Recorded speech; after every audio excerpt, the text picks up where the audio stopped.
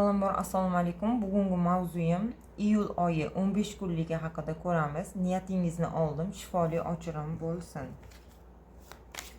Men kartalarimizni aralashtirishni boshladim. Bugun har taraflama ko'ramiz.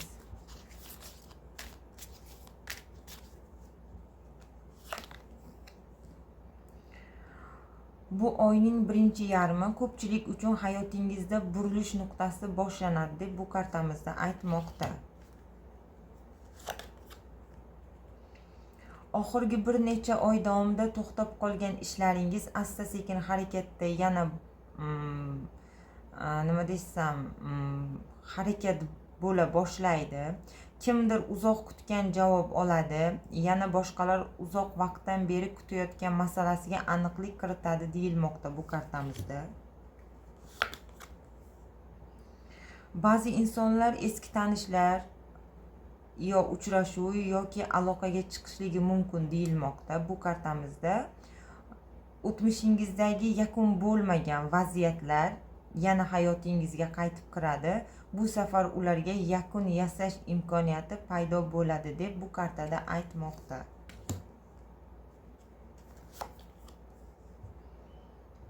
Lekin bu oyda hissiyot bilan emas, aql bilan qaror qilishingizni kartamizda aytmoqda.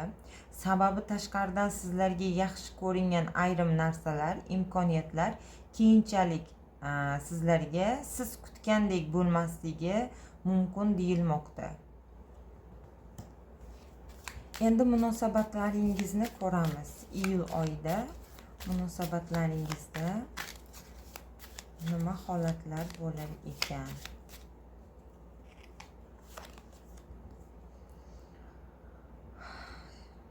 Sevgi masalasida birinchi yarmi bu oy juda yaxshi energiyalarni aytmoqda.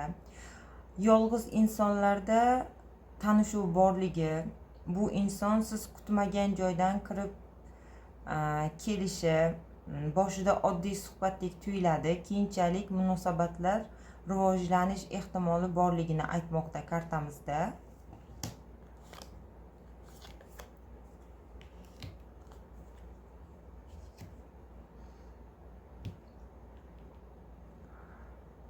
Eski sevgilingiz haqida ham o'ylayotgan insonlar uchun harakat qilayotgani aqlingizdagi inson, ya'ni xabar yozishi, qo'ng'iroq qilishi, aloqaga chiqish haqida ham aytilmoqda bu yerda.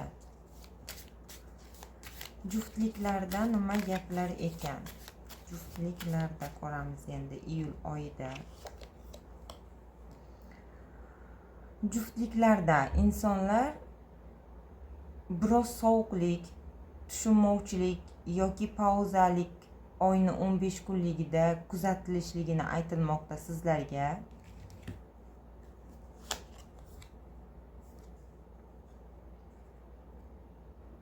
Lekin bu ajralish belgisi emas, ya'ni bir-biringizga yaxshi munosabatlaringizda bo'lsalaringiz, ko'p muammolaringiz hal bo'lishligini aytmoqda. Ayrimlarda esa kelajak haqida jiddiy qarorlar qabul qilishlaringizni ko'rsatmoqda bu yerda. Endi oila va yaqinlaringizni ko'ramiz. Oila va yaqinlaringizda iyulning 15 kunligida nima gaplar bo'ladi? Oilangizda muhim suhbat borligi, bu oy uzoq joydan sizlarga mehmon kutishlaringizni bu yerda ko'rsatmoqda. Ba'zilar qarindoshlar bilan yarashadi ham deyilmoqda bu kartamizda.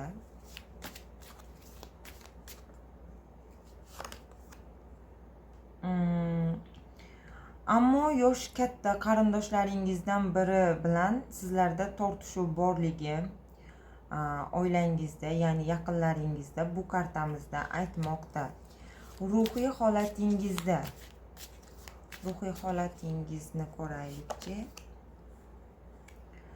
Ruhiy holatingizda sizlarda so'nggi paytlarda charchaganlik, umidsizlikka tushgan insonlarimiz bu yerda ko'rinmoqda. Shunaqa insonlarimiz uchun bu oy asta-sekinlik bilan yengil bo'la boshlaydi. Siz o'zingizga kuch yig'a boshlaysiz, ya'ni maqsadlar paydo bo'ladi sizlarda.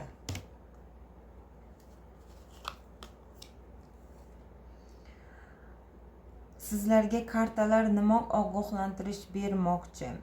Har bir chiroyli taklif ham foydali emas. Har bir shirin gapiradigan inson ham samimiy emas. Ishlaringizda, hujjatlaringizga imzo qo'yishda, pul berishda odamlarga ishonch bildirmasligingizni, ya'ni bu kartamizda sizlarga maslahat bermoqda.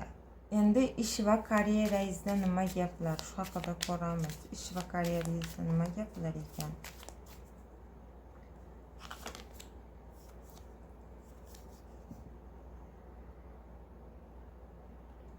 Sizlarda ish masalasida imkoniyatlar ochiladi. Kimdirlar yangi ish taklif tushishi mumkin deb bu kartamizda aytmoqda.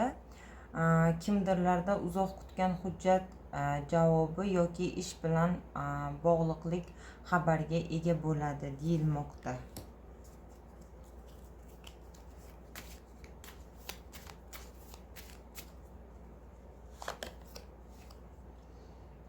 Rahbarlari tomonidan esa maqtov olishi yoki e'tiborga tushishlaringiz borligi haqida bu kartamizda aytmoqda. Xo'p, dushmanlaringizda ish joyingizda hasad qiladigan, sizni muvaffaqiyatingizni yoqtirmaydigan inson ham ko'rinmoqda.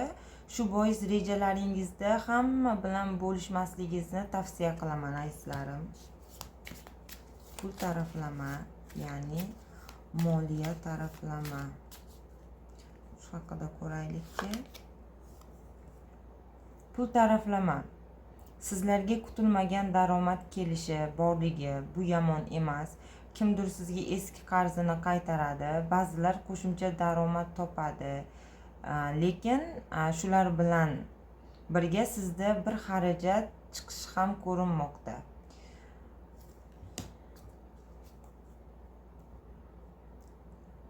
Shuning uchun oyni boshidan ortiqcha pul sarflamasligingizni kartamizga tavsiya qilmoqda.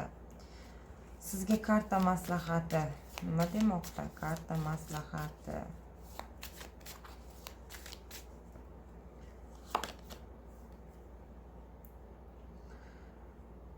Iyul oyining 1-15 kunligida sizda sabr va ishonch talab qiladi.